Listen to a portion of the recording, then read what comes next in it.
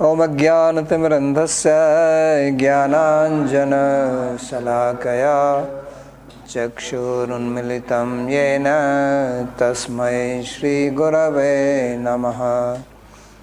वन्देऽहं श्रीगुरोः श्रीयुतापदकमलं श्रीगुरून् वैष्णवांश्च श्रीरूपं साग्रजातं सहगणरघुनाथान्वितं तं सजीवं साद्वैतं सावधूतं परिजनसहितं श्रीकृष्णचैतन्यदेवं श्रीराधाकृष्णपादान् सहगणललिता श्रीविशाखान्वितांश्च। हे कृष्णा करुणा सिन्धो दीनबन्धो जगत्पते गोपेश गोपिकान्त राधाकान्त नमोस्तुते। तप्त कांचन गौरांगी राधे वृंदावनेश्वरी वृषभानुसुते देवी प्रणमामि हरिप्रिये। नमो महावदान्याय कृष्णा प्रेम प्रदायिने कृष्णाय कृष्ण चैतन्य नाम्ने गौरत्विषे नमः। पंचतत्वात्मकं कृष्णं भक्तरूपस्वरूपकं भक्तावतारं भक्ताख्यं नमामि भक्तशक्तिकम्। श्री कृष्ण चैतन्य प्रभु नित्यानंदा श्री अद्वैत गदाधर श्रीवासदि गौर भक्त वृंदा। हरे कृष्णा कृष्णा कृष्णा हरे हरे हरे राम राम राम हरे हरे। जन्माद्यस्य यतोऽन्वयादितरतश्चार्थेषुभिज्ञस्वराट् तेने ब्रह्म हृदयादिकवये मुह्यन्ति यत्सूरयः। तेजो वारिमृदां यथा विनिमयो यत्र त्रिसर्गो मृषा धाम्ना स्वेन सदा निरस्तकुहकं सत्यं परं धीमहि। नारायणं नमस्कृत्य नरं चैव नरोत्तमं देवीं सरस्वतीं व्यासं ततो जयमुदीरयेत्। स्वस्ति अस्तु विश्वस्य खलः प्रसीदतां ध्यायन्तु भूतानि शिवं मिथो धिया। मनश्च भद्रं भजतादधोक्षजे आवेश्यतां नो मतिरप्यहेतुकी। आप सभी का स्वागत है आज के इस गीता के प्रवचन में। और हम अध्ययन कर रहे हैं द्वितीय अध्याय का 61वां श्लोक। तो पिछले श्लोक में भगवान ने बताया था कि बुद्धिमान व्यक्ति भी अपनी इंद्रियों को वश में रखता रहता है तो भी इंद्रियां बहुत बलवान हैं और उसके मन को हरण कर लेती हैं। हरंती प्रस्भ्रम मन, बलपूर्वक उसके मन को विषय की तरफ ले जाते हैं।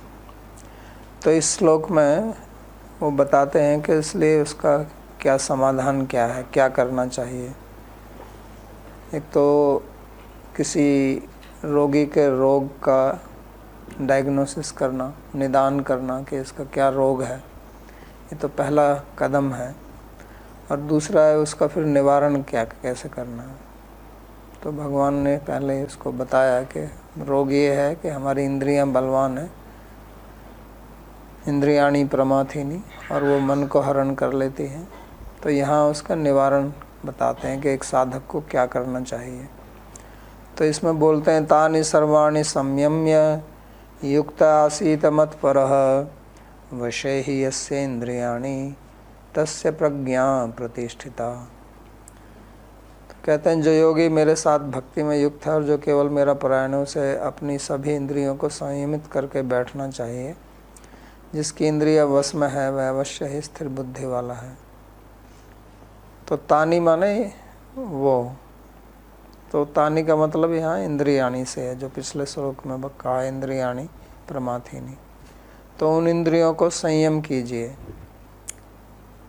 सारी, और एक या दो नहीं लेकिन सभी, सर्वाणी संयम, और मेरे परायण होकर बैठिए। क्योंकि अर्जुन का एक ये भी प्रश्न था ना, किम आशीत व्रजेत किम, पूछा था उन्होंने, स्थित प्रज्ञ से का भाषा, तो कैसे बैठता है। तो यहाँ उसका भी उत्तर भगवान दे रहे हैं कि वो कैसे बैठता है। उसी शब्द का प्रयोग किया, आसीत। तो बैठने का मतलब हमारी मानसिक स्थिति कैसी होनी चाहिए, क्योंकि सब मन से ही चलता है। तो इसलिए वो कहते हैं कि उसको मत पर होना चाहिए। मत पर मतलब मेरे परायण, मेरे शरणागत। तो हम अपने साधारण जीवन में अहम परायण होते हैं। हमारी शरणागति हमारे अपने अहंकार के प्रति रहती है। वास्तव में तो हम और हमारे कोई दो चीज़ नहीं है, लेकिन कहने का मतलब है कि हम अपने अहंकार से चलते हैं, सब कुछ जो भी करते हैं, और जिसमें अहंकार को शांति सुख मिलता है वो कार्य करते हैं, और जो उसको अच्छा नहीं लगता है उसको हम विसर्जित करना चाहते हैं। तो जब तक हमारा ये अहम परायणता या अहंता रहेगी, तब तक हम अपनी इंद्रियों को वश में नहीं कर सकते हैं, अपने मन को वश में नहीं कर सकते हैं। तो भगवान गीता में कर्मयोग, ज्ञान योग, अष्टांग योग, भक्ति योग, इन सब की चर्चा करते हैं, लेकिन उनका मुख्य जो उद्देश्य है वो भक्ति समझाना है। इसलिए यहाँ वास्तव में तो एक कर्मयोग का प्रकरण चल रहा है। ऐसा ते विहिता सांख्य बुद्धि योगेस्तु इमाम शृणु। अब योग मतलब कर्मयोग की बात सुनिए आप। लेकिन इस कर्म योग में भी भक्ति को ले आए हो। तो ऐसा क्यों है? तो इसका मूल कारण ये है कि चाहे आप कर्मयोगी हैं, चाहे आप ज्ञान योगी हैं, चाहे अष्टांग योगी हैं, अष्टांग योग में भी ऐसी बात बोलेंगे वो मत पर। तो अपने बल से हम अपनी मन और इंद्रियों के पार नहीं जा सकते, क्योंकि जिस चीज़ को हम प्रयोग में कर रहे हैं उसी में अगर समस्या है, यानी कि आपको किसी चीज़ का बैक्टीरिया शरीर में हो गया, डायरिया हो गया, और फिर आप हाथ से जो खाना खा रहे हैं, दवाई खा रहे हैं, लेकिन उस दवाई में भी बैक्टीरिया है, तो वो कैसे ठीक कर देगा आपको? उस दवाई में ये भी शक्ति है उस बैक्टीरिया को मारने की, लेकिन बैक्टीरिया भी हो तो वो को ठीक नहीं कर सकता। तो हमारी मन, बुद्धि, इंद्रियां सब ये भौतिक हैं और 3 गुणों से बनी हुई हैं। तो अब 3 गुणों से पार हमको कैसे होना चाहिए? निस्त्रैगुण्य भावार्जुन ने जो उन्होंने कहा था कि आप निस्त्रैगुण्य हो जाइए, तो कैसे संभव है? तो निस्त्रैगुण्य तो केवल भगवान ही है, क्योंकि इस संसार में कोई भी ऐसी चीज़ नहीं है जो त्रिगुण से ना बनी हुई है। ये 18वें अध्याय में भगवान कहेंगे कि जो कुछ भी यहाँ आप देखते हो ये सब 3 गुण से बना हुआ है। तो इनका प्रयोग करके हम 3 गुण से पार नहीं जा सकते हैं। तो इसलिए हमें ऐसी व्यक्ति की सहायता चाहिए जो इन गुणों से परे हो, और वो भगवान ही है, वो अधोक्षज हैं। तो इसलिए यहाँ कहते हैं कि मत पर आसीत युक्त आसीत मत पर है, तो मेरे साथ युक्त होइए। युक्त शब्द का मतलब होता है जुड़ना। युक्त योगी को भी बोलते हैं, जो योग से युक्त है उसको भी युक्त बोलते हैं। तो ये एक बहुत महत्वपूर्ण बात इस श्लोक में वो बोल रहे हैं। हालांकि शब्द एक ही है केवल मत पर। इतने सारे श्लोक हैं, 72 श्लोक हैं इस अध्याय में, लेकिन एक शब्द केवल उन्होंने बोला है यहाँ पर, मत पर, जो कि बहुत महत्वपूर्ण है। क्योंकि इसके बगैर हम अपनी इंद्रियों के ऊपर नियंत्रण नहीं रख सकते हैं। वो कभी ना कभी आपको डुबा देंगी, पतन की तरफ ले जाएंगी, जैसे अगले श्लोक में वो बताएंगे। और उसका कारण क्या है कि हमारे पूर्व के संस्कार हैं, हमारी आदत बनी हुई है। तो आदत हमको उस तरफ खींचेंगी। हमारी इंद्रियों के भी संस्कार पड़े हुए हैं, मन के भी संस्कार पड़े हुए हैं, हमारे अनुभव हैं उस प्रकार के। तो उनमें हम बहुत क्या कहना चाहिए कि बहुत बलपूर्वक चिपके हुए हैं। तो उनसे निकलना बहुत कठिन काम है और अपने आप निकल नहीं सकते हैं। तो इसलिए बोलते हैं मत पर। तो वो पुरानी आदत जो है वो हमको खींचती है उस तरफ। आपको किसी चीज़ का रस है, खाने का, पीने का या देखने का, तो आपका मन, आपकी इंद्रियां स्वतः ही उस तरफ चली जाती हैं। या तो उस चीज़ को, उससे संबंधित कोई चीज़ देखकर आपको किसी खाने की आदत है, उस प्रकार की उसकी गंध आ जाए तो तुरंत आपकी स्मृति आ जाएगी और फिर इच्छा होगी। और फिर आपको पता भी नहीं चलेगा कि कब आप उस वस्तु का सेवन करने लग गए। जैसे जिनको बीड़ी सिगरेट पीने की आदत होती है, तो पीते हैं तो अचानक ही उनका हाथ चला जाता, अपनी जेब में निकालते हैं, उसको जला के पीने लगते हैं। वो एकदम अचेतन तरीके से होती रहती है क्रियाएं। जैसे जब हमको गाड़ी चलाने की आदत हो जाती है तो फिर हम उस पर उतना ध्यान नहीं देते जितना जब हम सीखते हैं तब ध्यान देते हैं। तो ऐसे ही क्रियाएं होती रहती हैं हमारी आदतों के अनुसार। तो हमारी आदत इस प्रकार की बनी हुई है कि वो विषय की तरफ इंद्रियां और मन चलते हैं। तो उनसे कैसे रोका जाए, तो उसको यहाँ भगवान बताते हैं कि आप मत पर, यानी कि मेरी सहायता लीजिए। जैसे अगर आप किसी को डर है चोर से, डाकू से, और आप कमज़ोर व्यक्ति हैं, तो आप किसी बलशाली व्यक्ति की सहायता ले लें, तो फिर आपको उनसे सुरक्षा मिलेगी। तो भगवान से ज़्यादा बलशाली तो और कोई है नहीं। तो अगर हम उनकी शरणागति लेते हैं, उनकी सहायता लेते हैं, तो हम इन इंद्रियों को अपने वश में रख सकते हैं। और नहीं तो फिर हम अपना अहंकार से चलते रहते हैं। वो भी एक अहंकार हो जाता है कि मैं जितेंद्रिय हूँ, मेरा अपनी इंद्रियों पर वश है। लेकिन वो कभी भी टूट सकता आपका अहंकार। ऐसे होता है बहुत बार। तो इसका वश में करने के लिए एक तो इंद्रियां हैं, जैसे पहले कहा था कि विषया विनिवर्तन्ते निराहारस्य देहिने। इंद्रियां भी उनका अपना आहार है। तो आहार को ठीक करना, यानी कि ऐसा आहार नहीं देना जिससे उनकी आदत बिगड़े, और ऐसा भी नहीं करना कि उनको आहार ही ना दें तो वो कमज़ोर हो जाए। तो जैसे पहले भी कहा था कि इंद्रियां जो है वो घोड़े की तरह हैं, शरीर रथ के समान है। मन जो है वो प्रग्रह है, रस्सी है उसको नियंत्रण में जो खींचती है।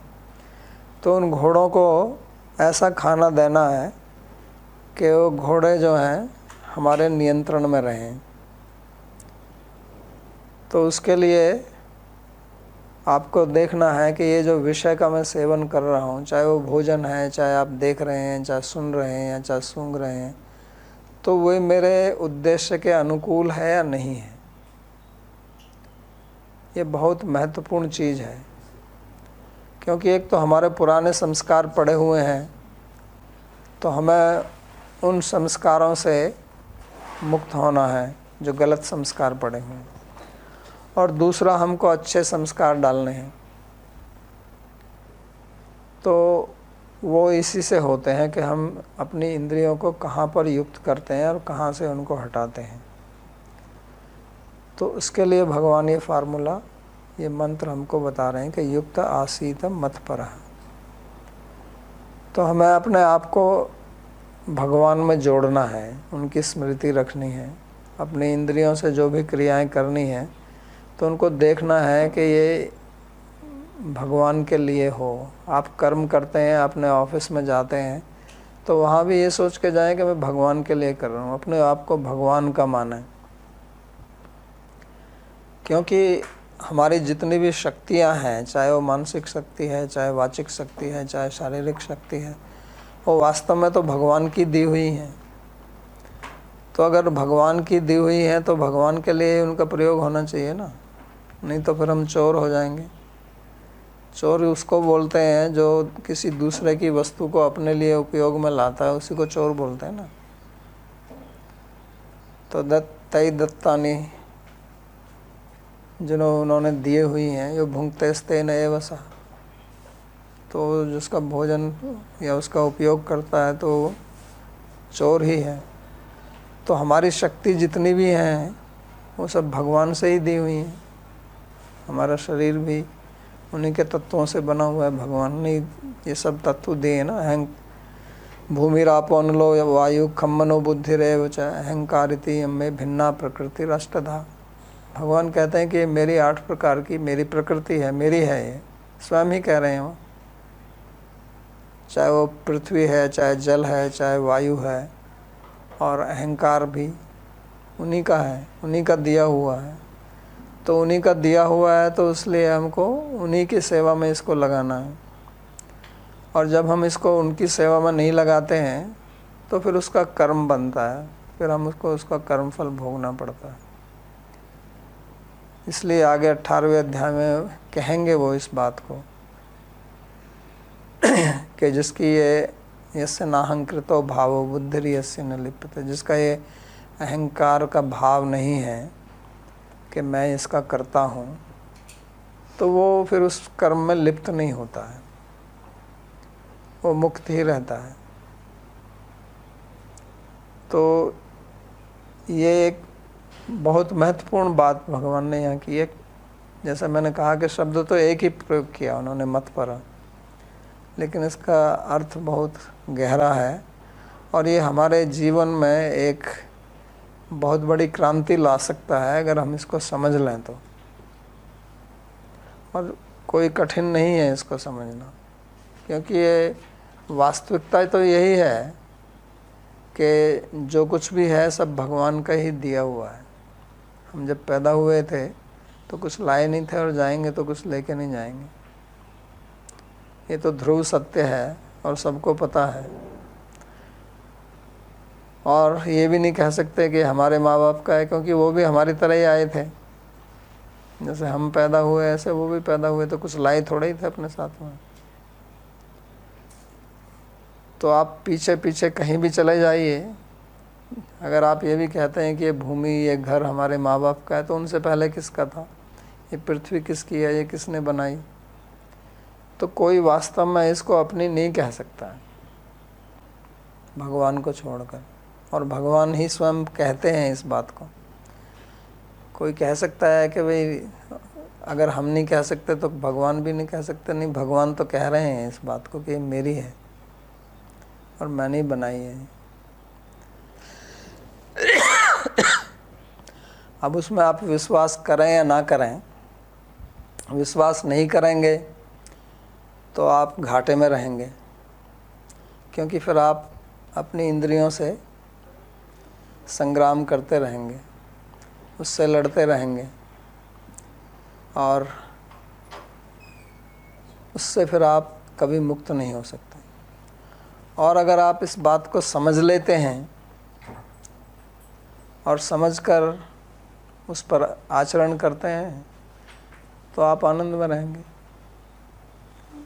तो इसलिए वास्तव में इस सिद्धांत को बगैर समझे और इस पर बगैर चले कोई भी सुख प्राप्त नहीं कर सकता है। श्वेताश्वतर उपनिषद में एक मंत्र है इस प्रकार का, जहाँ लिखा है कि अगर कोई भगवान को जाने बगैर सुख प्राप्त करना चाहता है तो वो इसी प्रकार के है कि मैं इस पूरे संसार को जो है चमड़े से लपेट दूं, यानी कि असंभव कार्य है।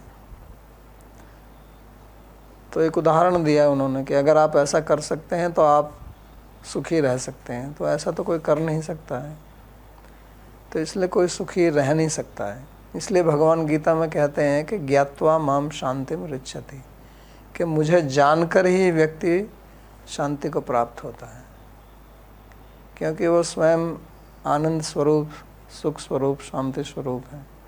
जैसे जल आपको जल के स्रोत से ही मिलेगा, आपको सोना चाहिए तो सोने की खान से ही मिलेगा, आपको लकड़ी चाहिए तो पेड़ से ही मिलेगी। इसलिए इसी प्रकार आनंद चाहिए तो जो आनंद के स्रोत हैं वहीं से मिलेगा। सो आनंदादेव खलु इमानी भूतानि जायन्ते, आनंद से ही ये सब पैदा हुआ है, आनंद ही उनका नाम है। और इसलिए तैत्तिरीय उपनिषद कहता है रसो वै स रसम ही एव लब्ध्वा आनंदी भवति, कि वो रस है। रस आनंद को ही कहते हैं। जैसे आप पहले कहा था ना, रसवर्जम रसोप्यस्य परम दृष्ट्वा निवर्तते, तो वास्तविक में हम अपने जीवन में रस ही ढूंढ रहे हैं। कोई भी नीरस जीवन नहीं बिताना चाहता, और रस स्वरूप वही हैं। उनको रसिक शेखर कहते हैं, रसिक शिरोमणि। तो उन्हीं से प्राप्त होगा, और उन्हीं को प्राप्त करके आनंदी भवती, आनंदवान हम बनते हैं। तो वही सबका संकेत भगवान इस श्लोक में कर रहे हैं कि इन तानि सर्वाणि संयम्य युक्त आसीत मत्पर है। इसलिए जैसे अम्बरीश जो बहुत बड़े राजा हुए यहाँ मथुरा में, तो उनके बारे में सब भागवत में कथा है कि किस प्रकार राजा होते भी हुए भी वो सब अपनी इंद्रियों का उपयोग भगवान की सेवा में ही करते थे। सबई मन है कृष्ण पदारविंद्य वाचांसी वैकुंठ गुणानुवर्णि। तो उसी से इंद्रियों का संयम संभव है। अब इसमें कोई पूछ सकता है कि हम घर गृहस्थी में जो लोग रहते हैं तो वो ऐसा कैसे कर सकते हैं। तो वो भी आपको अपने भाव यही बनाना है। जैसा मैंने कहा कि आप ऑफिस भी जाते हैं तो अपने को यही समझिए कि मैं भगवान के लिए ही जा रहा हूँ। अपने को, अपने घर को भी यही मत सोचिए कि मेरा, इसको भी सोचिए कि भगवान का है और मैं इसका रखवाला हूँ। आपके परिवार को भी ऐसा सोचिए। तो भगवान को केंद्र बनाना, यही मत पर का मतलब है। अभी हमारा केंद्र हमारा अपना अहंकार है। सब अपने अहंकार वश चलते हैं। इसलिए पारिवारिक में भी जिनको भी आप प्रेम करते हैं, प्रीति करते हैं, जिनको अपना मानते हैं, वो तभी तक है जब तक आपके अहंकार को चोट ना पहुँचे। वही लोग अगर आपको अहंकार को चोट पहुँचाएंगे तो उन्हीं से आपका झगड़ा हो जाएगा, उन्हीं से लड़ाई होगी। जब तक वो अपने अहंकार को एक आनंद देते रहते हैं, पोषण देते रहते हैं, तब तक आप उनको अपना मानते हैं। जिस दिन वो आपके अहंकार को चोट करने लगते हैं तो तभी वो आपके शत्रु बन जाएंगे। लेकिन जब हम अपना जीवन जो है वो भगवत केंद्रित जीते हैं तो फिर ऐसी कोई संभावना नहीं, क्योंकि सब कुछ तो भगवान का ही है। तो इसलिए कहते हैं वशे ही यस्य इंद्रियाणि तस्य प्रज्ञा प्रतिष्ठिता। तो जिसकी इंद्रियां वश में है उसी की बुद्धि प्रतिष्ठित है, यानी कि उसकी बुद्धि स्थिर है। तो यहाँ जो वो बात कर रहे हैं वशे ही यस्य इंद्रियाणि, ये उस प्रकार की वश नहीं है जो पहले कहा था, विषया विनिवर्तन्ते निराहारस्य देहिन रसवर्जम, यानी कि अब इनका रस भी चला गया है इसमें से। क्योंकि जब तक आपका उसमें रस रहेगा तो वो जो आप इंद्रियों को अपने नियंत्रण में रख रहे हैं वो एक थोड़ी समय के लिए है, वो कभी भी फिसल जाएंगी। तो वो परम दृष्ट्वा निवर्तते, जब आप भगवान से संबंध बनाएंगे तभी उनका रस जो है वो निकलेगा। यानी कि अब आपका रस जो है वो इन विषयों से ना आके भगवान से आएगा, तो तभी आपकी बुद्धि स्थिर होगी, क्योंकि बुद्धि को डगमगाने वाले विषय ही हैं। और इसका बहुत बढ़िया से वर्णन भगवान आगे के 2 श्लोकों में करेंगे। तो एक तो ये हमारी स्थिति है कि हमारी इंद्रियां वश में नहीं हैं, जैसा कि पिछले श्लोक में बताया भगवान ने, इंद्रियाणि प्रमाथीनि हरन्ति प्रस्भम, कि इंद्रियां जो हैं हमको हमारे मन का हरण कर लेती हैं। और एक ये स्थिति है कि जिसकी इंद्रियां अपने वश में है, वशे ही यस्य इंद्रियाणि। लेकिन इसकी बीच वाली स्थिति जो है उसको भी तो समझना पड़ेगा ना। ऐसा तो है नहीं कि हम वहाँ से 0 से और 100 पर तुरंत चले जाते हैं। जैसे आप कार चला रहे हैं तो जब खड़ी हुई है तो उसकी स्पीड जो है वो 0 पर है, और फिर उसको आप रेस देते हैं, आपके एक्सीलेटर पर पैर दबाते हैं, उसकी स्पीड बढ़ती है तो तुरंत तो 100 पर नहीं पहुंच जाती है ना, बीच में धीरे धीरे जाती है। तो ऐसे ही हमारी बीच की स्थिति रहती है कि कुछ हमारा नियंत्रण रहता है और कुछ नहीं रहता है। तो कभी हम अपने आप को नियंत्रण में रख सकते हैं, कभी फिसल जाते हैं। तो ऐसी स्थिति में क्या करना चाहिए? तो उसमें यही है कि आप अपने को उन इंद्रियों से लिप्त मत कीजिए, जिसको बोलते हैं कि अलग होकर देखिए। तो एक बहुत सुंदर बात जो है इस विषय में भगवान उद्धव को कहते हैं 11वें स्कंध में। वो कहते हैं कि जात श्रद्धो मत कथासु निर्विण्ण सर्व कर्मसु वेद दुखात्मकान कामान परित्यागे भी अनीश्वरा। वो कहते हैं परित्यागे भी अनीश्वरा, कि मेरा भक्त है लेकिन वो विषय को छोड़ने में समर्थ नहीं है, विषय उसको अपनी तरफ खींच लेते हैं। कामान, वही शब्द का कामान परित्यागे अनीश्वर है। तो ऐसे व्यक्ति को क्या करना चाहिए? तो पहले तो उसको ये समझना है, बुद्धि से समझना, वेद दुखार्धकान कामान दुखात्मकान कामान। पहले तो ये जानना चाहिए अपने मन में, हमें ये निश्चय होना चाहिए, इसमें कोई संशय नहीं होना चाहिए कि ये जितने भी विषय हैं ये दुखात्मक ही हैं। यही संस्पर्शजाब होगा दुख योने एवते, कि इन विषयों से अंतिम परिणाम जो है वो दुख ही मिलता है। इसको हमें बिल्कुल बढ़िया तरीके से समझना होगा, और इसमें कोई संशय है तो संशय को दूर करना होगा। जैसे कहते हैं कि इसको गांठ मार लो इस बात को, कि विषयों से कभी आपको सुख मिलता नहीं है, ना मिला है ना मिलेगा। और आप अपने जीवन में भी इसको देख सकते हैं, समझ सकते हैं सुनकर, लेकिन आपका जो अभी तक का अनुभव रहा है, आपने जितने भी दुख उठाए हैं तो उनका आप अनुभव कीजिए, उसका थोड़ा विश्लेषण कीजिए कि ये मेरे को दुख आया कहाँ से आया, इसका मूल कारण क्या है। तो आप वास्तव में अगर शांत चित्त से उसका विश्लेषण करते हैं तो यही पाएंगे कि वो जो दुख आया है वो इन विषयों से ही आया है। चाहे वो विषय जो हैं वो जड़ हों चाहे चेतन हो, चाहे व्यक्ति हों, आपके संबंधी हों, पुत्र पत्नी बच्चे माँ बाप, कोई भी वहीं से, उनसे सुख आया उन्हीं से दुख आया। लड़ाई झगड़ा भी तो उन्हीं से ही होता है ना, इनसे आप प्रेम करते हैं। ऐसा तो नहीं है कि प्रेम तो मैं घर वालों से करता हूँ, लड़ने बाहर जाता हूँ पड़ोसी से, ऐसा नहीं होता ना। लड़ाई भी उन्हीं से करते हैं ना, गाली भी उन्हीं को देते हैं और गाली उन्हीं से ही खाते हैं, और वो आपके सामने अकड़ भी वही दिखाते हैं। आपके माँ बाप हों चाहे आपके बच्चे हों चाहे कोई भी हो, पत्नी हो पति हो, वही दिखाते हैं ना। तो वहीं से आता है। भोजन से सुख मिलता है, भोजन से दुख भी आता है। पेट दर्द डायरिया, उसी बगैर जो आदमी कुछ खाएगा नहीं, क्या उसको डायरिया हो जाएगा? क्या नहीं होगा ना। तो वो भोजन से ही बीमारी आती है। भोजन से ही शरीर का पोषण होता है, भोजन से ही आनंद आता है, भोजन से दुख होता है। कहीं भी देख लीजिए आप, संपत्ति या धन है, पैसा है, समस्या भी उसी से ही आती है। और कभी जिनके पास में ज़्यादा पैसा होता है उनको ज़्यादा समस्या रहती है, इसलिए तो उनको नींद नहीं आती ना रात को। गरीब आदमी तो चुपचाप सो जाएगा, उसको सोने की कोई समस्या नहीं होती है, अमीर आदमियों को होती।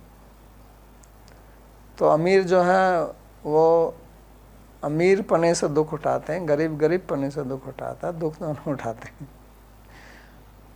वो 5 स्टार होटल में बैठ के दुखी होता है और ये झोपड़ी में बैठ के दुखी होता है, लेकिन दुख में कोई अंतर नहीं है। ये अपनी सूखी रोटी खा के आनंद लेता है, वो अपने जो भी मालपुआ खा के आनंद ले, इसको भी उस वास्तव में उससे ज़्यादा आनंद आता है, क्योंकि जो ज़्यादा अमीर होते हैं उनको भूख ज़्यादा नहीं लगती है, और जो गरीब होता है मेहनत करता है उसकी भूख कड़क लगती है, तो सूखी रोटी में उसको उसका जो मालपुआ है उससे ज़्यादा आनंद आता है। तो ऐसा नहीं है कि गरीब आदमी जो हमेशा दुख उठाता है और अमीर हमेशा सुख उठाता है, नहीं, वो आते विषय से आएगा ही, इसलिए उसका नाम ही विषय इसलिए रखा है, विषमयान्ति इति विषय। जो आपको दुख की तरफ ले जाता है वही विषय है, उसका परिणाम वही निकलेगा। हर चीज़, हर विषय का परिणाम दुख निकलेगा। ये बना संसार ऐसे ही बनाया है भगवान ने, इसलिए तो उसको भगवान कहते हैं ना दुखालयम। भगवान ने तो स्पष्ट शब्द का प्रयोग किया है कि ये संसार क्या है, दुखालय है, शरीर ही दुखालय है। शरीरम व्याधि मंदिरम, इसको व्याधि का मंदिर बोलते हैं शरीर को। अब ऐसा कोई व्यक्ति शायद यहाँ नहीं मिलेगा जो कहेगा कि मेरे को कुछ भी व्याधि नहीं है, सबको कुछ ना कुछ रहता ही है, क्योंकि शरीर बनाया है ऐसा ही। और जो जैसा शरीर है वैसा ही संसार दिखता है फिर आपको। तो संसार दुखालय है। भगवान ने ये नहीं कहा कि संसार सुखालय है, कहते हैं दुखालय और अशाश्वतम, अनित्य, टेम्परेरी। तो ये इसलिए जो इंद्रियां हैं इनसे कैसे हम काबू में करें, तो इसका फार्मूला एक भगवान ने दिया है जो मैं बता रहा था। वो कहते हैं ततो भजेत माम प्रीत श्रद्धालु दृढ़ निश्चय जुष्माणश्च तान कामन दुखोदरकांश्च गरहेन। बहुत महत्वपूर्ण श्लोक है साधकों के लिए। सब साधकों के लिए, जो अच्छे साधक हैं उनको इसकी आवश्यकता नहीं है, लेकिन जो आरंभिक स्थिति में है, जो घन तरला स्थिति में है, कभी इधर कभी उधर पेंडुलम की तरफ, तो उनको लिए कहते हैं कि जुष्माणश्च ततो भजेत माम प्रीत, कहते हैं मेरा भजन करते रहिए श्रद्धा के साथ, प्रीति के साथ, श्रद्धालु और दृढ़ निश्चय से। और जो काम आपको सता रहे हैं, जो विषय आपको सता रहे हैं, जुष्माणश्च तान कामान, उनको आप उपयोग कीजिए कि अगर आप छोड़ नहीं सकते हैं, लेकिन किस तरह से करिए, दुखोदरकांश्च गरहेन, ये समझ के कि इसका उदर्क, उदर्क कहते हैं फल को, परिणाम को, कि इसका परिणाम दुखी होगा। और गरहेन, उसको आप निंदा की दृष्टि से देखिए, उसको आप ये मत सोचिए कि ये बड़ा आनंददायक है, जो आनंद आ रहा है उससे भी थोड़ा अलग हटके रहिए, उसको देखिए और साथ में समझिए कि यही दुख का कारण है। क्योंकि वो जो आनंद जो है वही सुखानुशयी रागा, वही आप में राग पैदा करेगा, और राग ही ये यहाँ बता रहे हैं कि राग ही जो है वो फिर कामना और काम से क्रोध जो आगे बताएंगे, और उससे फिर सारी समस्याएं पैदा होती हैं।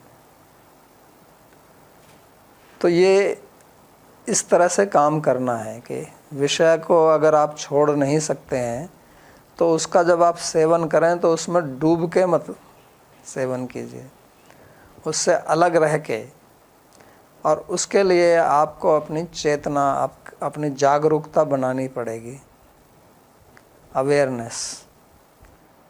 यानी कि होता क्या है कि जब हम विषय का सेवन करते हैं तो हम सोते सोते सेवन करते हैं, हम जागरूक होकर सेवन नहीं करते हैं, हमारी बुद्धि सोई रहती है। इसलिए तो ये इंद्रियों को वश में रखने के लिए भगवान एक बहुत सुंदर उपदेश दे रहे हैं यहाँ पर। और जो अच्छे साधक हैं, जो गंभीर हैं अपने उद्देश्य के प्रति, तो उनको इसके अनुसार अपनी साधना करनी चाहिए जागरूकता के साथ में। नहीं तो क्या होता है कि हम आध्यात्मिक मार्ग पर आते हैं और फिर किसी सोसाइटी या संस्था का अंग बनते हैं, तो वहाँ पर फिर एक प्रकार से वो आध्यात्मिक वातावरण तो रहता ही है, लेकिन उसमें थोड़ा भौतिकता भी आ जाती है। जैसे घर का सा वातावरण हो जाता है, जैसे वहाँ घर पर रह के व्यक्ति कार्य करते हैं, तो चलो ऐसा कर लेते हैं, ये कर लेते हैं, तो वो फिर व्यवहारिक यानी कि एक भौतिकता उसमें आ जाती है। और जब कुछ लोग एक साथ करके कार्य करने लगते हैं तो हमारी अपनी जो बुद्धि या विवेक रहता है वो भी दब जाता है। तो दूसरा के अनुसार ये भी कर रहा है, उसको देख के हम भी करने लगते हैं, और वो इसलिए कर रहा है कि मैं कर रहा हूँ। तो फिर एक उसी प्रकार की आदत सी बन जाती है, उस प्रकार का हमारी जिसको लाइफस्टाइल या दिनचर्या उसी तरह से हो जाती है। तो फिर हम बहुत गंभीरता से अपनी साधना को नहीं लेते हैं और अपना जीवन जो है ना वो चलता रहता है ऐसे ही। हम भौतिकता में भी नहीं हैं और आध्यात्मिकता को भी बहुत गंभीरता से नहीं लेते हैं। तो एक तरफ तो हम सोचते रहते हैं कि हम भक्ति मार्ग पर हैं या योग मार्ग पर हैं या ज्ञान मार्ग पर हैं, और दूसरी तरफ हमारा जीवन जो है वो एक साधारण रूप से चलता रहता है। उसमें वो एक बल नहीं होता है कि मेरे को तो ये उद्देश्य है और इसी पर पहुंचना है और इसके अलावा जो है मैं और कुछ करना नहीं चाहता हूं, और मैं अपना समय किसी भी व्यर्थ के वार्ता में, विषय में मैं उसको प्रयोग में नहीं लाना चाहता। नहीं तो क्या होता है कि आपस में लोग, जैसे मैंने कहा ना, वो घर जैसा माहौल हो जाता है, बस बैठ के इधर उधर की गप मारते रहते हैं। हमने देखा हमारे यहाँ कुछ साधु लोग हैं, वो बैठ के क्रिकेट मैच ही देख रहे हैं। अब उनसे पूछा जाए कि भाई आप साधु मार्ग पर आए हैं, आपको क्रिकेट मैच से क्या लेना है, और इससे आपको अपने उद्देश्य प्राप्ति में क्या सहायता मिलेगी। और अगर आपको क्रिकेट मैच ही देखना था तो अपने घर पर देख लेते हैं। फिर यहाँ साधु वेश में बैठ के उस साधु वेश को भी आप क्यों डिग्रेड कर रहे हैं। तो ये एक मैं उदाहरण दे रहा हूँ, मैं किसी की निंदा नहीं कर रहा हूँ। जिसको जो करना है कीजिए, मैं तो कभी किसी को मना नहीं करता हूँ, लेकिन मैं अपनी दृष्टि से जैसा मैं देखता हूँ उसके अनुसार मैं बोल रहा हूँ कि हमें किस तरह से जागरूक रहना है। और हमारा समय जो है वो बहुत सीमित है, हर व्यक्ति का ही, और हमें अपने उद्देश्य तक पहुंचना है। तो हमें कितना जागरूक रहना पड़ेगा उसके लिए। तो हमें कोई कुछ बोल देता है, कुछ कटु शब्द बोल देता है, कुछ निंदा कर देता है, फिर हम उसमें कितना समय उसमें व्यर्थ करते हैं उसका प्रतिकार करने के लिए, उसको उत्तर देने के लिए। वही एक नया प्रकरण चल पड़ता है, और ऐसे बहुत बार होता है। तो उन सब से हमको बचना चाहिए, और वो तभी बच सकते हैं जब आप मत परा होंगे। ये मेरा कहने का मतलब, जब हम अहम परा होंगे तो किसी ने हमारी थोड़ी सी निंदा कर दी, और चाहे वो निंदा ठीक ही हो, क्योंकि हम अपनी गलती हम स्वयं नहीं देख पाते हैं और वो देख रहा है, वो कुछ बता रहा है, तो निंदा वास्तव में ठीक हो सकती है, कभी ठीक नहीं भी हो सकती है। तो अगर कर दी तो अब हम उसी का निराकरण करने के लिए, उसी का प्रतिकार करने के लिए बहुत समय गंवाते हैं, या किसी से ईर्ष्या करने लगते हैं कि ये इस प्रकार का है, मेरे को इससे आगे जाना है, तो उसको नीचा दिखाना है। तो ये हमारा उद्देश्य तक जाने के लिए सहायक नहीं बन सकता है। तो इसकी जागरूकता होना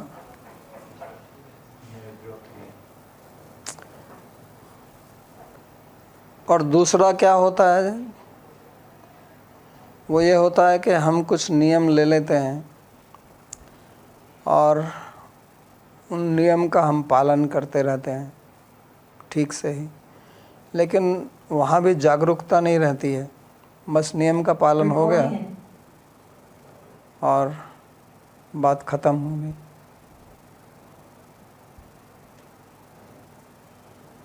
तो उसी के लिए श्री रूप गोस्वामी जी भक्ति रसामृत सिंधु में कहते हैं कि आप ये नियम करते रहिए, बहुत समय तक करते रहिए तो भी आपको भक्ति मिलेगी नहीं। अनासंगई अलभ्या सुचिरात अभी, साधन हो गई अनासंगई अलभ्या सुचिरात अभी, कि आप साधन कीजिए। और साधन एक दो नहीं, साधन औघई, औघ कहते हैं बाढ़ को, कि साधनों की बाढ़ है आपकी। आप जब भी करते हैं, मंगल आरती भी करते हैं, पाठ भी करते हैं, पूजा भी करते हैं, परिक्रमा भी करते हैं, यमुना स्नान भी करते हैं, जो कुछ सब लगे हुए हैं, लेकिन अनासंगी जागरूकता से नहीं करते हैं। इसको कहते हैं ना कि यंत्र की तरह मैकेनिकली करते रहते हैं। तो इसे कहते हैं अलभ्यास चिरादपि। कहते हैं कि बहुत समय तक भी आपको भक्ति नहीं मिलने वाली, क्योंकि ये मार्ग जो है ये जागरूकता का मार्ग है। ये ऐसा नहीं है कि बस क्रियाकलाप, ऑफिस में गए, जैसे कोई कहीं पर चौकीदार है तो चौकीदार को तो कुछ बुद्धि का प्रयोग करना नहीं है, अपने गेट पर जाके बैठ गया, 8 घंटे पूरे करके उठा गए। तो उस तरह से नहीं है यहाँ पे। ये तो प्रेम का मार्ग है, आध्यात्मिक कॉन्शियसनेस, अवेयरनेस, जागरूकता, चेतनता का मार्ग है। ये जड़ता का मार्ग थोड़ी है। जैसे मैंने कहा कि हमारा जीवन चलता है, हम खाते पीते रहते हैं, तो वो भी अचेतन की तरह चलते रहते हैं। तो इसका नाम ही आध्यात्मिक है, स्पिरिचुअल है। तो वहाँ स्पिरिचुअलिटी में तो जड़ता का काम नहीं है ना, वहाँ तो आपकी चेतनता होनी चाहिए। तो इसलिए ये चेतनता का मार्ग है, जागरूकता का मार्ग है। तो जो हम साधना करते हैं, चाहे कुछ भी हो, चाहे आप झाड़ू ही क्यों ना लगा रहे हैं, चाहे आप पौधों को पानी लगा रहे हैं, या बर्तन ही साफ़ क्यों नहीं कर रहे हैं, तो वो भी जागरूकता से। ऐसे नहीं कि आपका मन इधर उधर कर रहा है। वो जो मैंने कहा कि हर काम को भगवत दृष्टि से करना, भगवान की सेवा की दृष्टि से करना, तो फिर उसमें फिर क्या होता है कि फिर वो बड़ा छोटा नहीं रह जाता। कुछ लोग ऐसे भी सोचते हैं ना कि ये तो वो सेवा कर रहा है और मेरे को ये वाली सेवा दे दी, कि मैं तो झाड़ू लगा रहा हूँ और मंदिर में आरती कर रहा है, तो वो बढ़िया सेवा कर रहा है और मेरे को ऐसे ही बेकार की सेवा दे दी। तो ऐसा कुछ नहीं है। यहाँ तो आपकी चेतनता है, आपकी जागरूकता है, आपकी जो भाव है वो महत्वपूर्ण है, खाली क्रिया से नहीं है। वो अगर वहाँ भगवान की आरती भी उतार रहा है, लेकिन उसका मन घूम रहा है कि कब मैं जाके रबड़ी खाऊंगा लोई बाज़ार में, और आप झाड़ू भी लगा रहे हैं मंदिर में, लेकिन आप ये कर रहे हैं कि ये भगवान का मंदिर है और इसको मेरे को साफ़ रखना है, इससे भगवान प्रसन्न होंगे, तो वो उससे अच्छा है। तो इसलिए ऐसा मत सोचिए कि कोई सेवा छोटी है और कोई सेवा बड़ी है। छोटा बड़ा जो है वो आपका भाव होता है, और ये भाव मार्ग ही है। इसलिए साधना का फल जो है वो भाव बताया ना, भाव भक्ति। तो उस भाव का हमको अभ्यास करना, तो यही मतपरता का अर्थ है यहाँ पर।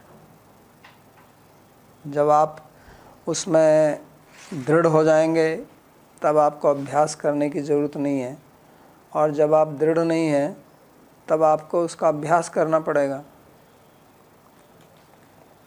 तो ये मतपरता, इसलिए इस श्लोक में मैं क्यों बोल रहा हूँ इतना, कि ये बहुत महत्वपूर्ण चीज़ है और हम इस पर ध्यान नहीं देते हैं, इसको भूल जाते हैं या इसका महत्व नहीं समझते हैं।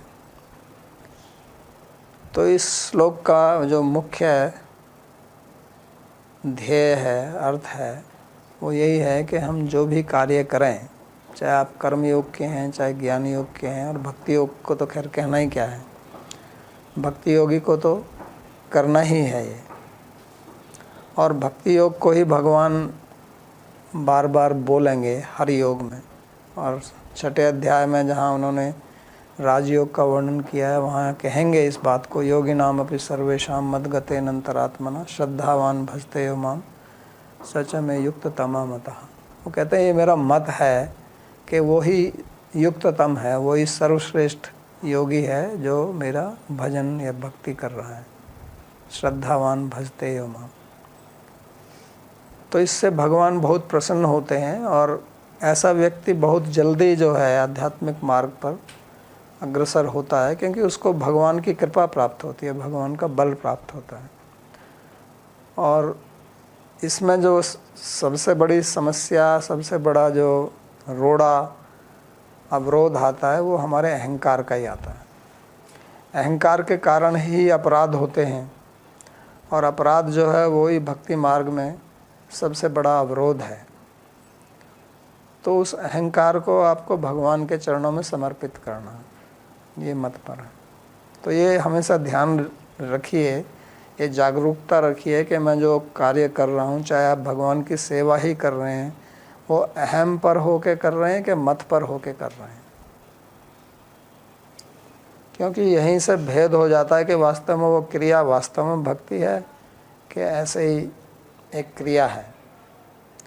सेवा भी क्रिया ही है, सेवा में और काम में इतना ही अंतर है। जो क्रिया आप भगवान के भक्ति भाव से, सेवा भाव से करते हैं वो भक्ति बनती है, और जो उसके बगैर करते हैं वो क्रिया ही रह जाती है, और उससे फिर ज़्यादा कोई तरक्की नहीं होती है। इसलिए फिर लोग लगे रहते हैं, इतने इतने साल तक साधना करते रहते हैं, लेकिन उनका फिर जब आचरण देखो, उनकी वाणी देखो, तो उसमें कुछ उत्कृष्टता नज़र नहीं आती। क्योंकि जब कोई भी व्यक्ति आध्यात्मिक मार्ग पर अग्रसर होता है तो उसके आचरण में, उसकी वाणी में, उसके बर्ताव में, उसके चाल चलन में वो झलकेगी। यही प्रश्न तो अर्जुन पूछ रहा है कि स्थित प्रज्ञ से गा भाषा, उसकी भाषा क्या है, कैसे चलता है, कैसे बैठता है, उसका चाल चलन, उसका उठना बैठना, उसका खान पान, वो सब बोल चाल सब अलग होगी, और उससे पता चलेगा कि इस व्यक्ति ने कुछ प्राप्त किया है। और हमें केवल दूसरों का ही पता नहीं लगाना है, ये मैं दूसरों के लिए नहीं कह रहा, मैं तो अपने को देखना है कि मैं वास्तव में कुछ प्राप्त कर रहा हूँ इस आध्यात्मिक मार्ग पर आकर, या यहाँ आकर भी वही मेरी दृष्टि लड्डू खाने पर ही है। तो वो बात अलग है कि कुछ लोग आध्यात्मिक मार्ग में आते ही इसलिए हैं, उनको यहाँ कुछ सहूलियत मिलती है, और बाहर के सांसारिक जीवन में उनको कुछ कठिनाई थी, तो वो आध्यात्मिक मार्ग का एक सहारा लेते हैं। तो उनका तो उद्देश्य अलग है, हम उनकी बात नहीं कर रहे हैं। लेकिन वो भी अगर आ गए हैं, वो भी समझें, अब आ ही गए हैं तो उसका लाभ क्यों ना उठाएं फिर। और जो आए ही आध्यात्मिक उद्देश्य से हैं, उनको तो जागरूक रहना ही चाहिए इस पर, क्योंकि वो तो केवल भौतिक सहूलियत देखकर नहीं आए। काफ़ी लोग भौतिक सहूलियत देखकर भी आते हैं आध्यात्मिक मार्ग पर, तो जो उस दृष्टि से नहीं आए हैं उनको तो समझना चाहिए, उसको हमेशा अपनी स्मृति पथ पर इसको रखना चाहिए कि मैं इस आध्यात्मिक मार्ग पर क्यों आया हूँ, और क्या मैं अपने उद्देश्य की तरफ अग्रसर हो रहा हूँ या नहीं हो रहा हूँ। तो उसमें मूल कारण जो है वो हमारी अहंता ही होती है, और कुछ नहीं होता। और उसी के कारण आदमी जो है कष्ट उठाता रहता है। तो इसको छोड़ना बहुत कठिन काम है, लेकिन छोड़ना ही पड़ेगा आपको, उसका और कोई विकल्प नहीं है। तो वो छोड़ने का तरीका यहाँ भगवान बता रहे हैं कि तानि सर्वाणि संयम या युक्त आसीत मत पर है। अपने सब इंद्रियों को संयम करके भगवान में लगाना, प्रत्येक इंद्रिय। और ऐसा नहीं है कि इंद्रिय हमसे ज़्यादा बलवान है, हमने उनको छोड़ दिया है इसलिए वो बलवान दिखती हैं, लेकिन उस प्रकार है नहीं वो। अगर हम उनको धीरे धीरे नियंत्रण में लाएंगे तो आ जाएंगे। समय लग सकता है, लेकिन प्रयास तो हमको करना पड़ेगा ना। आज नहीं करेंगे तो अगले जन्म में करना पड़ेगा, कभी तो करना ही पड़ेगा। तो उसके लिए हम उसको पोस्टपोन क्यों करें, अभी क्यों ना करें। तो यही उद्देश्य है, यही शिक्षा भगवान निर्देश इस श्लोक में दे रहे हैं। तो इन इंद्रियों को नियंत्रण करने के लिए भोजन पर नियंत्रण बहुत आवश्यक है,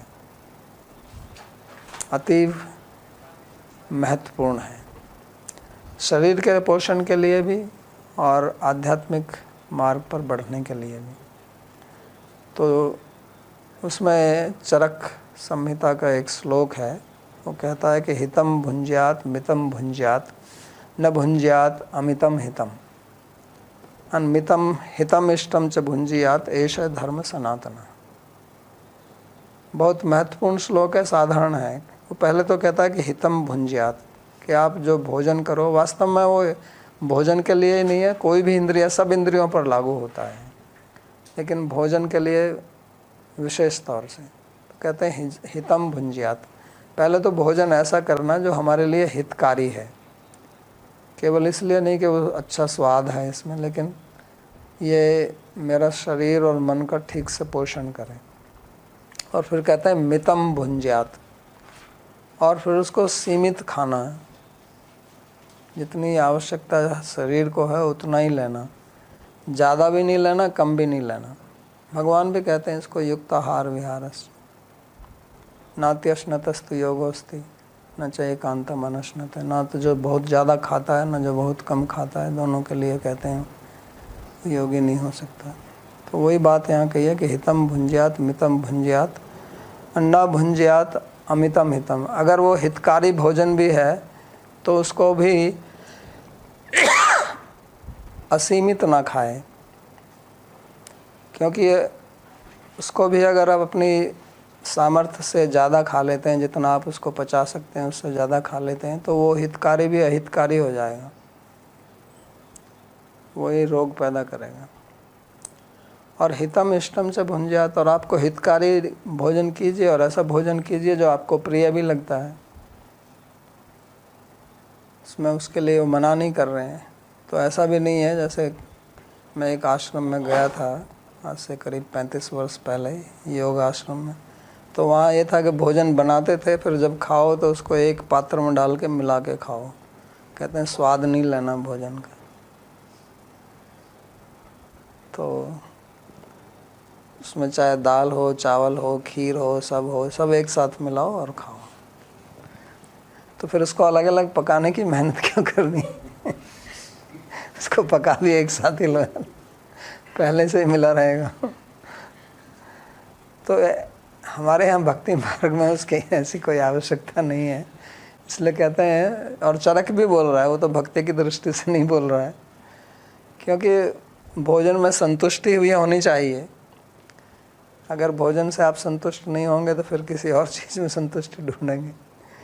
तो इसलिए कहते हैं हितम इष्टम च भुंजियात, हितम भी हो और इष्ट, इष्ट माने जो प्रिय है आपको। तो कहते हैं ऐसा धर्म, वो तो कहते हैं ये सनातन धर्म है।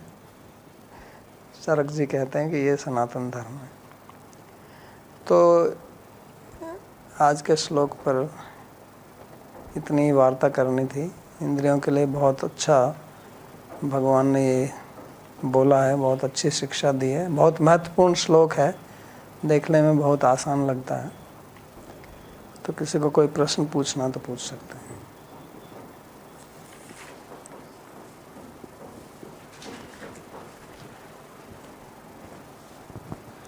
बहुत बहुत धन्यवाद बाबा जी।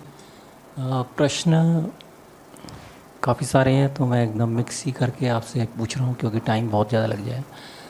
तो जैसे भागवत में श्लोक है कि वदंती तत्सविदस्तस्व यद ज्ञानम अद्वया, और ये मैंने एक श्लोक ऐसे बोल दिया है,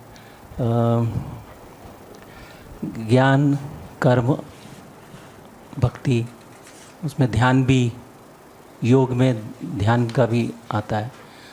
और भक्ति जब करते हैं तो काफ़ी कुछ मिक्स भी हो जाता, भक्तों को मतलब थोड़ा अवेयरनेस बोलें या कुछ भी बोलें, सब कुछ मिक्स भी कर देते हैं ज्ञान कर्म आदि को जो है।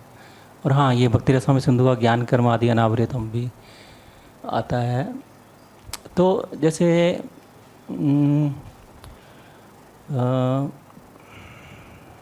ज्ञानी लोग हैं, ज्ञान मार्ग वाले, ज्ञान योग में, तो वो ब्रह्म, जो मैंने आपको भागवतम का एक श्लोक बोला था, ब्रह्मेति परमात्मेति, तो उनका तो जैसे यहाँ पे ये वाला मैंने प्रश्न इसलिए उठाया है क्योंकि मत परा वाली बात आई है। तो वहाँ वो जो ज्ञान योग वाला है वो ब्रह्म की उपासना कर रहा है। और क्योंकि ऐसा मैंने सुना कि जो ज्ञान तो है उसको, लेकिन ग्राउंड ना होने के, मतलब ज़मीन नहीं होने, ज़मीन से क्या मतलब आएगा कि उसमें भक्ति का बीज ना होने के कारण, बीज ना होने के कारण, क्या बीज ना होने के कारण वो ब्रह्म के प्रति आकर्षित, ब्रह्म जो तत्व है उसके प्रति?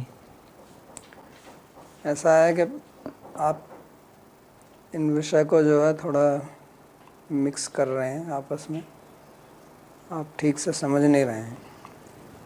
एक तो ज्ञान शब्द जब ज्ञान योग में प्रयोग किया जाता है तो उसका अर्थ वो वाला ज्ञान नहीं है, वदंती तत्वविद है, और या वहाँ ज्ञान का एक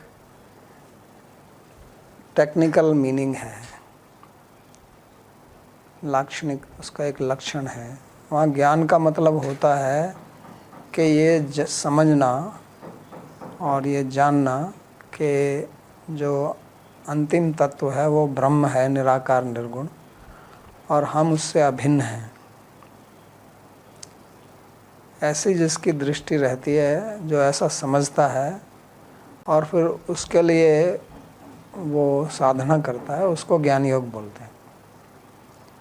मैं समझूं, शास्त्र पढ़ूं, उससे ज्ञान प्राप्त करूं, ये इससे कोई ज्ञान योग का कोई मतलब नहीं। ये लोगों के बहुत भ्रम रहता है इस बात का, इसलिए वो सोचते हैं अगर कोई शास्त्र पढ़ रहा है, कहता है ये तो, अरे ये तो ज्ञान योगी है। नहीं, वैसा कुछ नहीं है। अब ये तो भक्ति का पहला अंग ही श्रवण है, तो श्रवण से तो ज्ञान ही मिलेगा और क्या मिलेगा। और श्रवण किसका करना? शास्त्र का ही तो श्रवण करना। अब भक्ति रसामृत सिंधु ही पढ़ेंगे तो वो क्या ज्ञान नहीं है? तो फिर ज्ञान कर्मादि अनावृत कैसे हो जाएंगे? तो वहाँ ज्ञान का अर्थ होता है ये अद्वैत परख ज्ञान, ये समझना कि जो मूल तत्व है वो ब्रह्म है, और भगवान कृष्ण जो है वो भी ब्रह्म स्वरूप है। ऐसा नहीं है जैसा हम समझते हैं कि ब्रह्म जो है उनकी तनुभा है, उनके शरीर की आभा है, और या उनका अंग है, ब्रह्मणो ही प्रतिष्ठा हम। हमारी दृष्टि अलग है, तो वो ऐसा समझते हैं। तो इस प्रकार का समझ होना और फिर उसके लिए साधना करना, वो ज्ञान मार्ग है, उनको ज्ञान मार्ग ही बोलते हैं। समझ आया? समझने का प्रयास कर रहा हूँ इसको, 2-4 वर्ष और धीरे गहराई से मनन, जैसे वो बात आई थी, मनन करने पे स्पष्ट होगा, क्लिक जैसे बोलते हैं ना। और दूसरा ये था कि ज्ञान कर्म तो सब कुछ भक्ति से संबंधित, भक्ति से तो संबंध मत पर में भी ये भी हो गया कि आपका प्रश्न क्या? प्रश्न बोलिए। हाँ, प्रश्न यही है कि जैसे मेरे को थोड़ा सा वो एक कुछ संशय बोलिए, कुछ भी बोलिए, वो ब्रह्म वाली बात थी, वो उसको आपने स्पष्ट किया। तो कर्म में कुछ और, जैसे होता है ना कि एक डीटीज बोलें, कुछ एक विषय होता है कि इसके लिए कर रहा है, तो कर्म में क्या कहते हैं, कुछ भगवान के अलावा भी कुछ और वहाँ वो तो खैर होता है। कर्म योग में भी कर्म होता है और भक्ति भी कर्म ही है, भक्ति में भी तो कर्म ही है। वही बात आ गई ना कि जैसे भक्ति में भी ज्ञान है और वो वहाँ भी उसको ज्ञान मार्ग बोलते हैं, लेकिन वहाँ ज्ञान का अर्थ जो है वो अलग है। ऐसे ही जब कर्म योग बोलते हैं और भक्ति में हम जो कर्म कर रहे हैं या क्रिया कर रहे हैं, भक्ति भी क्रिया योगी है। भागवत में भक्ति के लिए भी क्रिया योग शब्द का प्रयोग हुआ है, 3रे स्कंद में कपिल जी बोलते हैं। तो वो कर्म योग नहीं है, वहाँ कर्म का मतलब ही टेक्निकल शब्द है। वो वहाँ कर्म का मतलब है कि आपकी ये आस्था है कि वेद के जो विधान हैं उनका मैं पालन करूँगा और उनका पालन करने से मैं स्वर्ग प्राप्त कर सकता हूँ या मोक्ष प्राप्त कर सकता हूँ। तो कुछ लोगों का जो कर्म वो करते हैं, कर्म दो प्रकार का होता है, एक सकाम कर्म, एक निष्काम कर्म। तो उनकी आस्था उसमें रहती है। वो अगर भगवान की भी पूजा करते हैं तो वो इसलिए नहीं करने के हम भगवान से प्रेम करते हैं और भगवान प्रसन्न होकर हमको कुछ और देंगे। उनका उद्देश्य मोक्ष रहता है अगर निष्काम कर्म योगी हैं तो, और नहीं तो फिर सकाम है तो यहाँ कुछ भौतिक चीज़ हो गई या स्वर्ग, उसके लिए करना। तो वो कर्मयोग है। हम जो कर्म कर रहे हैं वो कर्मयोग नहीं है, वो भक्ति है। तो भक्ति में कर्म भी है और भक्ति में ज्ञान भी है, इसलिए लोग भक्ति को समझ नहीं पाते हैं और कंफ्यूज हो जाते हैं। लेकिन वो ना कर्मयोग है ना ज्ञान योग है।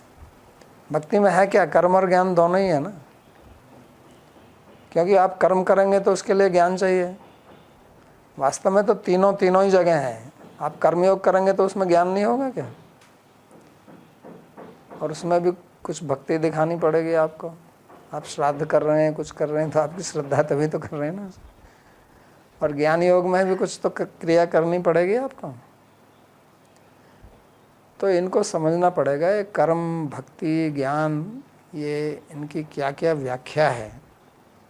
कर्मयोग किसको बोलते हैं? 14 लक्षणों अर्थो धर्म, जो वेद का विधान है और जो आपके लिए लाभकारी है, उसको कर्म या धर्म बोलते हैं। इसलिए गीता में भगवान ने कहा है ना कि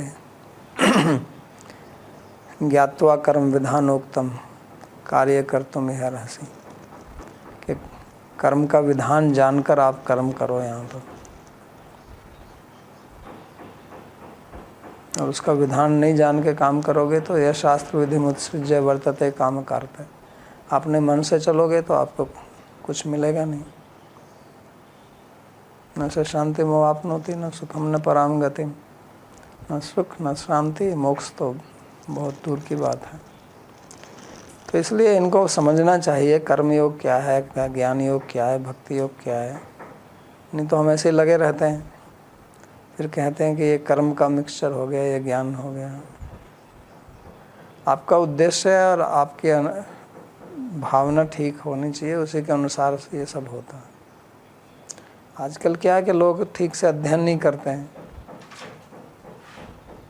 और फिर लग जाते हैं ऐसे, फिर उनको पता नहीं चलता है कि कर्म में है कि ज्ञान में है कि भक्ति में है कि क्या है। और किसी का कोई प्रश्न है?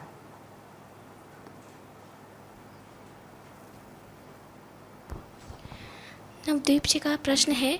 किसका? नवदीप जी का। कि एक तरफ मैंने ये सुना है कि भगवत गीता को सुनने और नाम जप करने से हमारा हृदय पवित्र होता है। सारी जितनी भी मटेरियल डिज़ायर्स हैं उनसे, केवल हमारे स्वयं के प्रयास से नहीं। दूसरी तरफ मैंने ये भी सुना है कि जब तक हम अपनी तरफ से प्रयास नहीं करेंगे तब तक ये हम चाहे कितनी भी कोशिश कर लें, हम इसे पार नहीं पाएंगे। तो ये मुझे बहुत ही ज़्यादा संदेह की स्थिति में लाता है, क्योंकि मैं बहुत ज़्यादा भौतिक इच्छाओं के प्रति आसक्त हूँ। और तो क्या केवल नाम जप करने से क्या मेरे अंदर जो ये भौतिक इच्छाएं हैं वो स्वयं से नहीं जा सकती हैं? आप क्या बोलना चाह रहे हैं ये तो आप ही जानते हैं। आप एक तरफ तो कहते हैं कि मैंने सुना है कि मेरे अपने प्रयास से कुछ नहीं होगा, एक तरफ आप कह रहे हैं कि गीता श्रवण से और नाम जप से हो जाएगा। तो गीता श्रवण करना और नाम जप करना प्रयास नहीं है क्या? प्रयास क्या है? और प्रयास इनसे अलग है। नाम जप करना प्रयास नहीं है। आप कह रहे हैं कि मेरे प्रयास से कुछ नहीं होगा, तो फिर आप नाम जप क्यों कर रहे हो? वो आपका प्रयास है या नहीं है? आपका भी प्रयास होगा और भगवान की कृपा भी होगी, लेकिन आप प्रयास ही नहीं करेंगे तो कहाँ से कृपा हो जाएगी? बैठे बैठे तो होगी नहीं। तो ये क्या मतलब है कि मेरे प्रयास से कुछ नहीं होगा? मेरा प्रयास से कुछ नहीं होगा का मतलब तो ये हुआ कि मेरे को कुछ नहीं करना। फिर तो नाम जप से सब कुछ हो जाएगा, लेकिन आप नाम जप ठीक से करोगे तभी होगा ना। विधि से करोगे, जैसा करना चाहिए उस प्रकार से करोगे तभी उसका फल होगा। क्रिया का फल तभी होगा जब उसको ठीक से करोगे आप। तो उसमें ठीक से करना और जो नहीं करना चाहिए उसको ना करना। जैसे आप दवाई लेते हैं तो डॉक्टर कहता है दवाई ये लीजिए और ये मत खाइए, तो प्रिस्क्रिप्शन और प्रोहिबिशन दोनों का पालन करना पड़ेगा आपको, तब उसका रिजल्ट आएगा।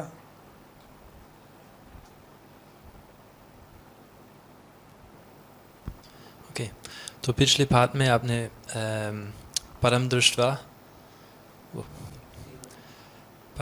निवर्तते का व्याख्या दिया, और मैंने समझता हूँ कि परम दर्शन दो प्रकार का है, ज्ञान रूप है और अनुभव रूप है। तो कृपया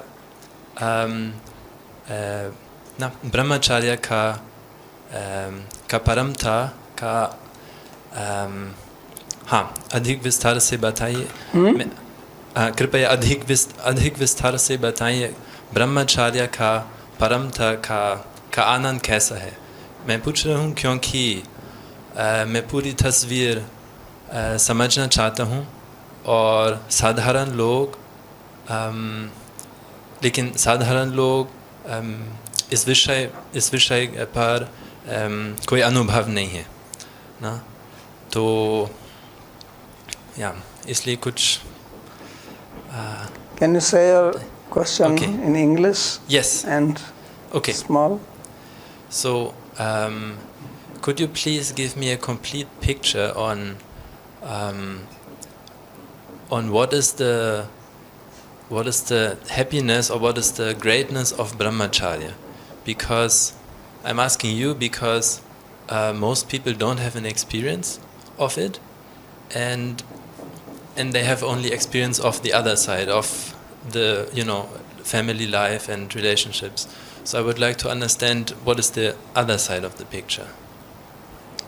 तो ब्रह्मचर्य जो है वो दो शब्द से बना है, ब्रह्म और चर्य। तो ब्रह्म बोलते हैं वेद को, और चर्या का मतलब होता है आचरण, ब्रह्मचर्य।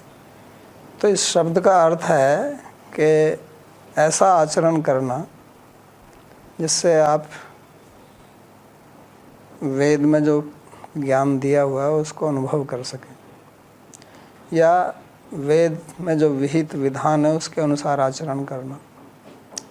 और ब्रह्म जो है वो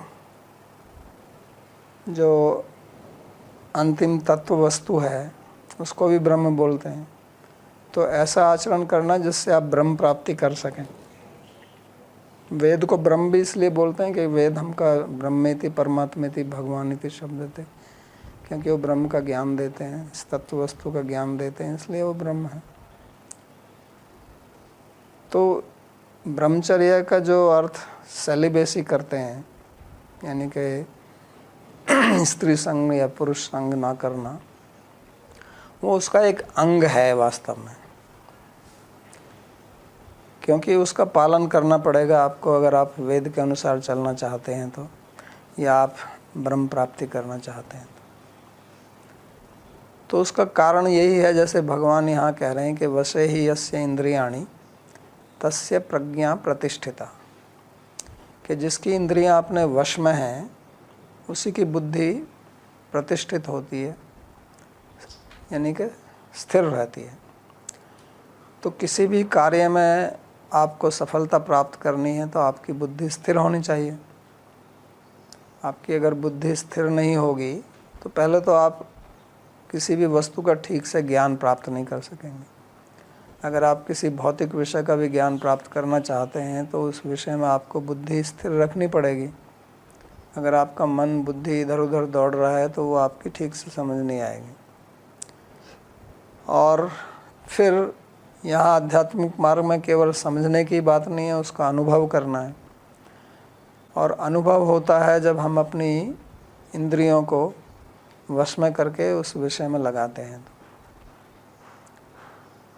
तो जो ब्रह्मचर्य का जो विरोधी है यानी कि जो काम संभोग करना है वो इंद्रिय वश के विपरीत है, क्योंकि हमारा मन जो है, जैसा यहाँ भगवान ने कहा है, इंद्रियाणी प्रमाथिनी हरंती प्रसभम मन, कि इंद्रियां बहुत बलवान हैं, ये हमारे मन को बलपूर्वक हरण करती हैं। और सबसे ज़्यादा जो मन को हरण करने वाली चीज़ है वो काम है, लस्ट जिसको अंग्रेजी में बोलते हैं, कि संभोग करना। तो ये सबसे बड़ा मन के लिए प्रमथन है, प्रमाथी जो उसको चरण करता है, एजिटेशन, सबसे बड़ा एजिटेशन है ये। तो एक तरफ आपको अपनी बुद्धि स्थिर रखनी है, तो आपको उसको किसी भी ऐसी वस्तु से दूर करना है जो उसको डगमगाएगा, हिलाएगा, उसका मंथन करेगा। और सबसे अधिक मंथन जो मन का या बुद्धि का होता है वो काम विषय में, यानी कि स्त्री पुरुष का जो आपस में संभोग होता है उसमें सबसे ज़्यादा उसका मंथन होता है। तो इसलिए ये ब्रह्मचारी शब्द का अर्थ ही सेलिबेसी इसलिए किया गया है कि उसमें स्त्री संग या पुरुष संग नहीं करना है। इसलिए किया गया है कि सबसे बड़ा विरोधी ब्रह्मचर्य में यही है कि जिसका मन उसमें लग जाएगा, फिर उसका मन जो है वो ब्रह्म में, भगवान में, परमात्मा में नहीं लग सकता। सो विषय आविष्ट चित्ता नाम कृष्ण आवेश सुदूरतः। तो ये जो शब्द कहा गया कि जिसका आवेश जो है वो विषय में हो जाता है, तो उसका आवेश फिर ब्रह्म में, भगवान में, परतत्व में संभव नहीं है, क्योंकि मन तो एक ही है। उद्धव मन ने भये 10-20, गोपियाँ कहते हैं कि उद्धव मन को 10-20 तो है नहीं, एक ही मन है। वो हमारा मन कृष्ण में चला गया, अब इसको हम विषय में कैसे लगाएं। कह रहे थे ना कि इधर देखो इधर देखो, कुछ सलाह दे रही थी। तो इसलिए वो मन अगर विषय में चला जाएगा, और विषय में सबसे ज़्यादा आपको बांधता है, विषय का एक अर्थ भी वही है, विष्णुवंती, विशेष रूपेण शिणुवंती, जो आपको बिल्कुल बांध लेता, पकड़ लेता है, उसको विषय बोलते हैं। तो वो है काम भोग, स्त्री पुरुष का संभोग। ये सबसे ज़्यादा आपको पकड़ता है, तो सबसे ज़्यादा खतरा इसी से है। तो भगवान भी किसको कहते हैं 11वें अध्याय में कि जिसका मन विषय में लग गया वो विषय में डूबेगा, और जिसका मन मेरे में लग गया मयि एव प्रविलीयते, मयि आविष्ट चित्ता नाम। तो इसलिए ब्रह्मचर्य का महत्व है। तो इसलिए जो ब्रह्मचर्य आश्रम बनाया या संन्यास आश्रम बनाया, तो उनके लिए तो बिल्कुल निषिद्ध ही है ये। और जो गृहस्थ में भी रहते हैं उनको भी अपनी सीमित रूप से इसका संभोग करना, अगर उनका आध्यात्मिक में रुचि है तो इसका मूल संबंध तो मन से है कि ये मन का मंथन करता है, इसलिए इसको मनसिज बोलते हैं, मनोज बोलते हैं संस्कृत में, क्योंकि ये मन में ही पैदा होता है। ये जो सेक्स डिजायर जो है ये 90% मन में, 10% शरीर में। शरीर में भी होता है, जैसे कुछ आप दवाई ले लें या एफ्रोडेजिएक्स जो रसायन हैं, उनको वाजीकरण बोलते हैं आयुर्वेद में, तो वो भी उद्वेग पैदा करती है।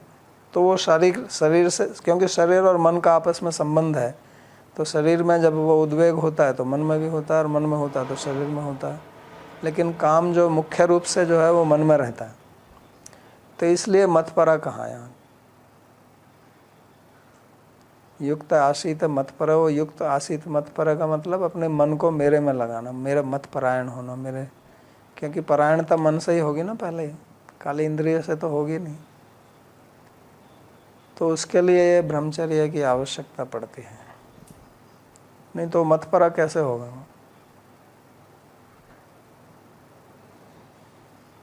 और जो उससे एक सुख की बात है, तो जैसे काम भोग में सुख होता है, उसी प्रकार काम को वश में करने से भी सुख होता है, उसका भी आनंद होता है। जो जैसे आप अपनी शक्ति का उपयोग करके आनंद उठाते हैं, ऐसे शक्ति को अपने अंदर संहित करने से भी आनंद आता है। ये भी एक शरीर की शक्ति है। आयुर्वेद के अनुसार जो 7 धातु हैं, 7वीं जो वीर्य है, तो उसका उपयोग करके एक आनंद आता है और उसको अपने शरीर में संचित करने से भी एक आनंद की अनुभूति होती है। तो वो एक क्षणिक होता है और एक हमेशा रहता है। तो जिसको उपयोग करने से आपको आनंद की अनुभूति होती है, उसको अपने पास में रखने से भी आनंद क्यों नहीं होगा, ज़्यादा ही होगा। तो वो एक दूसरे प्रकार का है।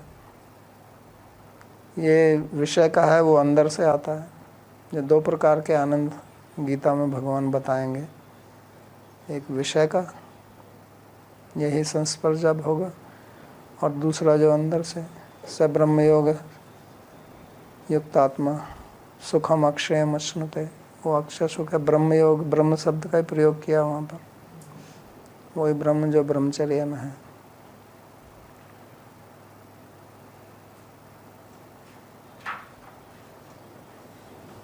ठीक है। ये जो श्लोक बताए महाराज आप, ये चरक संहिता से, ये पहला हितम भुंजात और मितम भुंजात।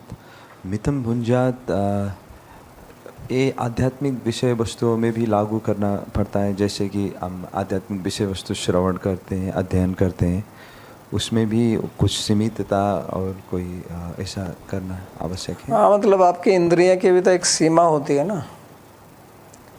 तो आयुर्वेद में तो खैर स्वास्थ्य की दृष्टि से बोल रहे हैं वहाँ पर।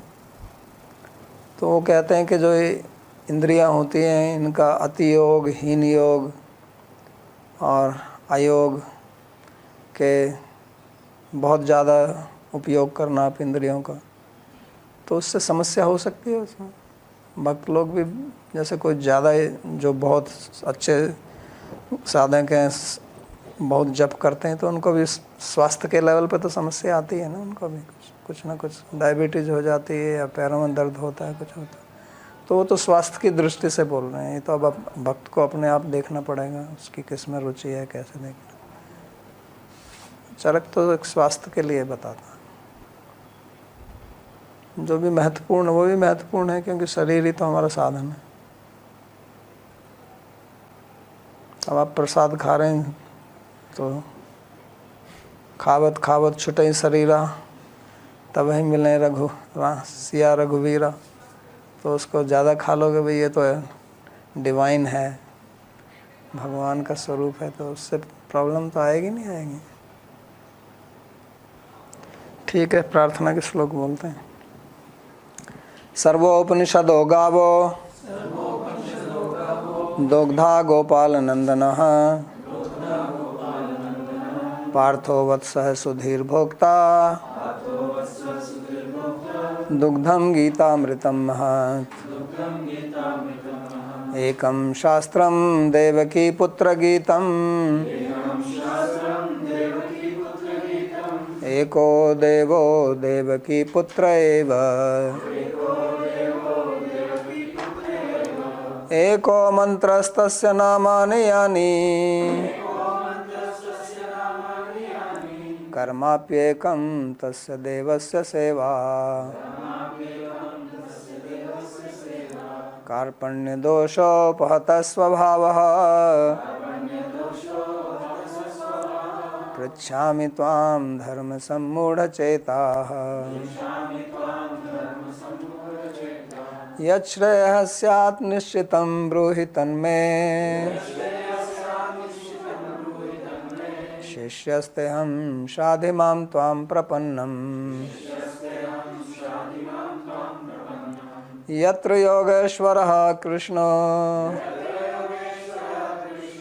यत्र पार्थो धनुर्धरः तत्र श्रीर्विजयो भूतिर् ध्रुवा नीतिर्मतिर्मम। कृष्णाय वासुदेवाय